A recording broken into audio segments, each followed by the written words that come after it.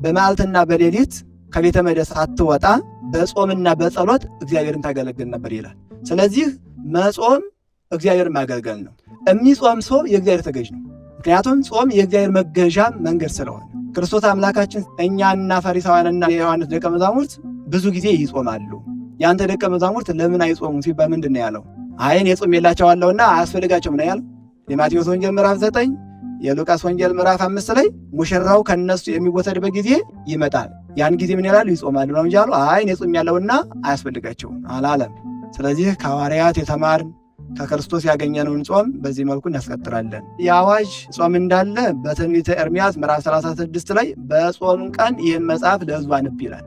እንዲሁም ትንቢተ ዘካርያስ ምዕራፍ 8 ቁጥር 19 ላይ የአራተኛው ወር ጾም፣ የአምስተኛው ወር ጾም፣ የሰባተኛው ወር ጾም፣ የአስረኛው ወር ጾም ለቤተ ይሁዳ ወይንም ለእስራኤል ተድላና ደስታ ይሆናል።